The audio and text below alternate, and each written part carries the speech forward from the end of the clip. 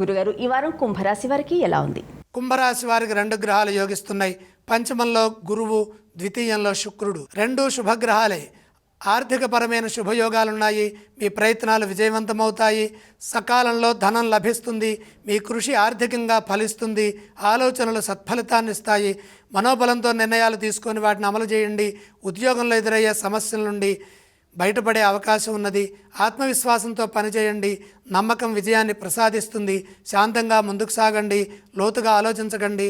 ఎప్పటి పనులు అప్పుడే పూర్తి చేయాలి. కర్తవ్యాలను మీరు జాగ్రత్తగా నిర్వర్తించాలి. తగిన విశ్రాంతి కూడా అవసరము. అప్పుడే మానసిక శక్తి బాగా పనిచేస్తుంది. సమయస్ఫూర్తిని ప్రదర్శించడం ద్వారా లక్ష్యాలను చేరుకునే వీలు కలుగుతుంది. దానికి అవసరమైన సాధన చేయండి. ఏదీ లోతుగా ఆలోచించకండి. మనోధైర్యం సర్వప్రధానం. కుటుంబ సభ్యుల సూచనలు ఎప్పటికప్పుడు తీసుకుంటూ ఉండాలి. సొంతగా కంటే మిత్రులతో కలిసి తీసుకునే నిర్ణయాలు మేలు చేస్తాయి. వ్యాపారంలో ప్రతి అడుగు జాగ్రత్తగా వేయండి. వారం చివరి భాగంలో మేలు జరుగుతుంది. కుంభరాశి వారు ఏ స్తోత్రాలను పఠించాలంటారు? కుంభరాశి వారు తప్పనిసరిగా నవగ్రహ ధ్యానం చదువుకోవాలి. వారు ఏ ఆలయాన్ని సందర్శించాలంటారు?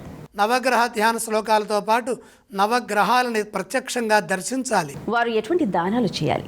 నవధాన్యం, నవగ్రహ పాదాల దగ్గర నుంచి నమస్కరించండి.